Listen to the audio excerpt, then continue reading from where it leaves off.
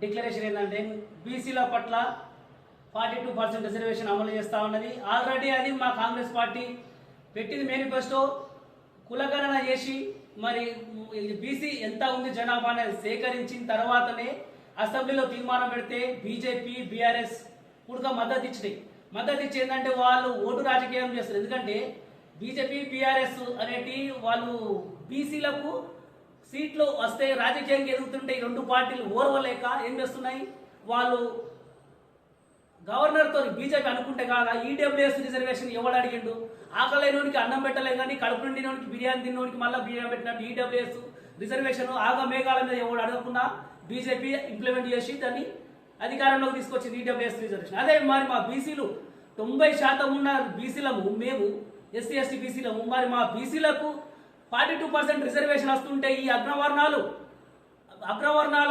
ఎందుకు ఓర్చుకుంటలేవో మాకు అర్థం కావట్లేదు. అందులోనే ఆ అగ్రవర్ణాల పార్టీలలో ఉన్న మా బీసీలు కూడా బీఆర్ఎస్లో కావచ్చు బీజేపీలో వాళ్ళు మీరు మీ పార్టీలను ఒప్పిస్తారా, లేదంటే వాళ్ళని రిజైన్ చేసి బయటకు వచ్చి బీసీల కోసం కాండ ఒప్పుకొని పోరాడతారా?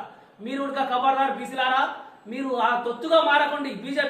బీజేపీ తొత్తుగా మారి అందులో మీరు అజయకండి. మన బీసీల కోసం కాంగ్రెస్ ప్రభుత్వం చిత్తశుద్ధి ఉండి తీర్మానం చేసింది, అసెంబ్లీ పెట్టింది. అలాగే మరి ఢిల్లీలో కూడా జంతర్ మంతర్ కాడ కూడా మొత్తం మినిస్టర్స్తో సహా సీఎం రేవంత్ రెడ్డి గారితో సహా భారీ బహిరంగ సభ పెట్టి చేసింది, మనం అందరం చూసిందే. కానీ ఇందులో బీఆర్ఎస్ బీజేపీలు బీసీలకు ఎదుగుతుంటే ఓర్వలేక దీన్ని అడ్డుకుంటున్నాయి. ఖబర్దార్ బీఆర్ఎస్ బీజేపీ కొడుకులారా. కాంగ్రెస్, నేను మామిడి సిద్ధిరాములు, కోఆపరేటివ్ డైరెక్టర్, కోనాపు.